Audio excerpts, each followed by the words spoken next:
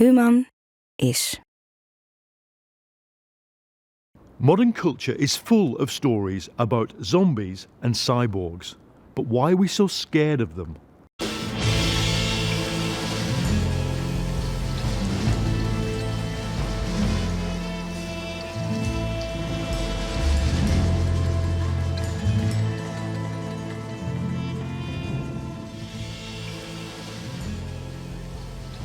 Zombies, cyborgs, sinds jaar en dag spreken ze tot de verbeelding. Maar, zo vraagt journalist Paul Mason zich af, waarom zijn we juist nu zo bang voor ze? Vanaf het Brainwash Festival is dit Paul Mason.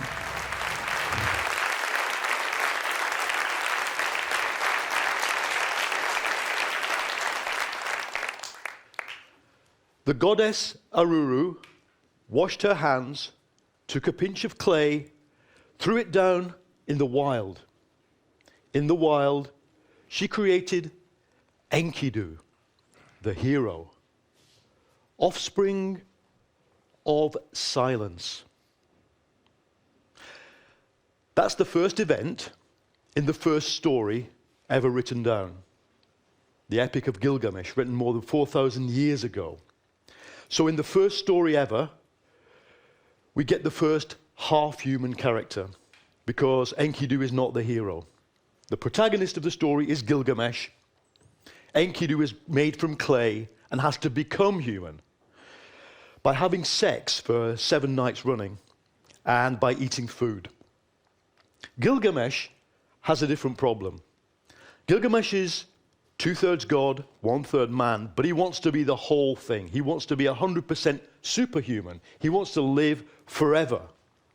So isn't it amazing that in the first story we know about, written so long ago, we have a subhuman character and we have somebody who wants to be superhuman. And more or less ever since, we're pretty sure that civilization, as we call it, based on agriculture and cities and literacy, has gone on producing narratives through which we explain the world to each other that are full of half-human people. You can tell a lot about a society by interrogating their fears about subhuman and superhuman people. If you think about the golem myth from the Middle Ages, which comes out of Jewish folklore, the golem is created again from clay to protect the community against anti-Semitic violence, but he gets out of control and attacks his own creator. And what is the subtext of that? What are the fears that were in the minds of the people who created that story? Vampires, they were quite popular in the 19th century. Suddenly, from nowhere, the vampire is the scariest thing in literature. Why? Because the scariest thing for 19th century society was female sexuality. And what is going to happen if your daughter meets somebody who's so attractive and so romanticized and so white, to be honest, as a vampire? That's the subtext of the vampire story. Now, what about us? What about our society? What are we scared of? I would argue our stories are populated by one particular kind of subhuman and one particular kind of superhuman character. The subhuman is the zombie. The zombie movie was invented in 1932, and it didn't really take off until the 60s, till Night of the Living Dead, but my goodness, has it taken off right now. On average, the world's movie industries can complete more than 30 zombie movies per year. And the zombie is so well known that you can do the zombie movement almost in any society, and a child of 3 will know what they're looking at. And the zombie story is so obvious that you can put any other story around it. It becomes like a ubiquitous frame. So you get movies like La Cage aux Zombies, or Zombie Bikers Attack Detroit, or Santa Claus versus the Zombies. These are real films. The other thing we're scared of is the cyborg. Cyborgs are in every sci-fi movie. You just have to assume that someone's moving around and they're going to be a cyborg. It's quite difficult to find movies without cyborgs. And if you look at the top 10 grossing movies of 2017 in the world, only 2 have no superhuman or subhuman characters. They are Despicable Me and Fast and Furious. Everything else either has a cyborg or a zombie or something like a cyborg or a zombie. Beauty and the Beast, Thor, Spider-Man, Superman, all these Marvel movies. We're obsessed with things that are not like us. Why? I think there are obvious reasons why our culture, why our epics of Gilgamesh are so concerned with threats to us from things that are not quite human. The cyborg is the obvious one, because I think it is likely that within this century we will create artificial intelligences that outthink us. Look at what happened with AlphaGo, this artificial neural network owned by Google, which defeated the world's best Go player, Lee Sedol. It did so by asking itself, what is the move that a human doesn't make? What is the kind of move I need to do here that the humans will not make? And it makes the move. That's just the beginning. As these artificial intelligences get more powerful, obviously, they will begin to provide answers to our questions which we may not be able to understand. Already, engineers tell me that the problem with artificial neural networks, which mirror the brain at many levels of different consciousness and operation, or abstraction as they call it, is you can't re-observe what they're doing. It's the first engineering product that you can't tell why it works. That's just the beginning. I think it's inevitable that at some point they will start giving us answers that we can't understand and building solutions for us that we can't understand, and at some point they will ask questions that we can't understand, so we don't know what they're doing. So it's a rational fear, the cyborg, whether or not it becomes embodied like Terminator or the androids in Blade Runner. It's a rational fear that a post-human, that a superhuman is built by us this century. And in the process, we can already feel a level of disempowerment in the face of technology that can at times feel a little bit like being a zombie. Because, I don't need to remember my times table to do multiplication. I have a device that does it. I don't need to remember how to calculate pi. I don't need to remember lots of facts that were taught to me at school because they are readily accessible. It's brilliant. They are externalized into a cloud of information, but without that cloud, who am I?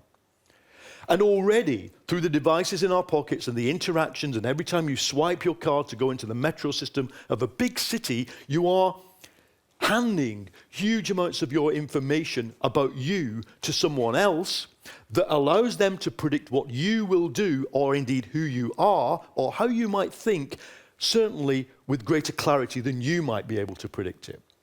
And on that basis, people, I think, have developed a rational fear of algorithmic control, that the algorithms operating on us, which we don't know anything about, could control us. Now, what do we do about that fear? What do we do about that challenge? The first thing to understand is that we're surrounded by narratives that suggest that we may have already lost control. The Oxford Professor of Information Philosophy, Luciano Floridi, suggests we are already information organisms, playing away. It's a brilliant image, playing away like a football team, perennially on the wrong ground, with the wrong supporters, in a digital world. Others, like the theorists of posthumanism, insist that the level of technological control and the shaping of ourselves is already creating a post-human being, and many of them think that's great. Many of them think that it would be a good idea if, as one puts it, the human voice on the planet became silent, like it was before Enkidu was created. Offspring of silence, says the author of the Epic of Gilgamesh. See, I don't agree with Michel Foucault that man or humanity is a temporary phenomenon to be washed away like a face drawn on the sand as the sea comes in. We may become extinct, but I don't wish us to become extinct.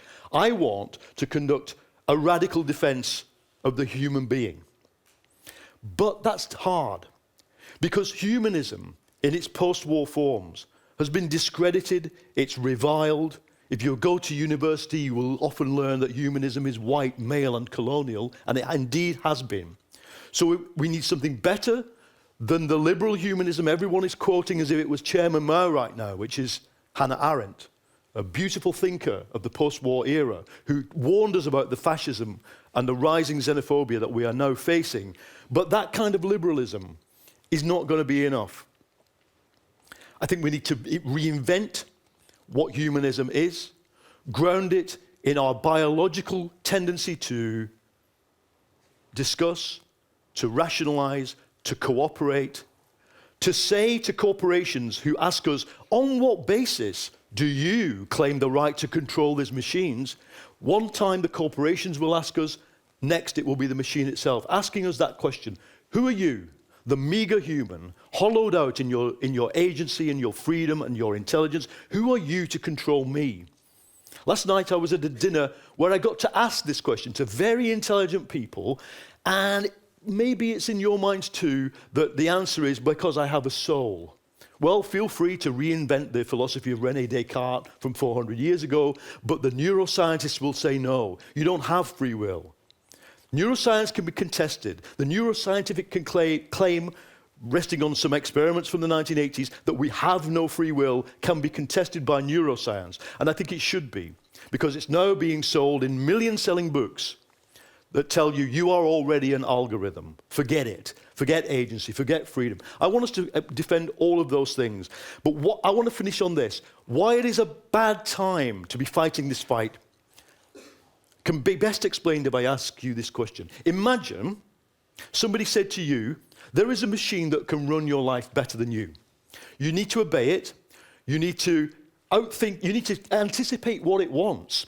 You'll be a lot happier if you just let it control your life, what your government does, the way you live.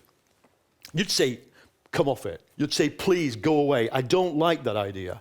But I'm afraid for the last 30 years, if you just substitute the word market for machine, that's what we've been doing. We handed control of society to an autonomous process called the market that is seen by market theorists as a machine. It's even worshipped by a religion called economics. So as we fight back against the tech companies, against the techno-utopians, and against the anti- and post-humanists, we have to ground our fight back in more than just the way we've lived for the last 30 years. Thank you.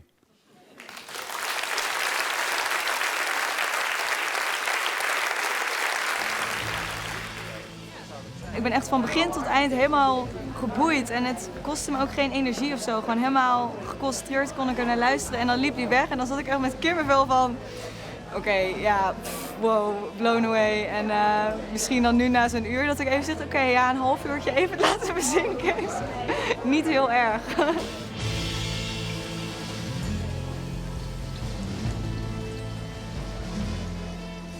Meer brainwash, meer verrassende ideeën? Ga naar brainwash.nl. Human.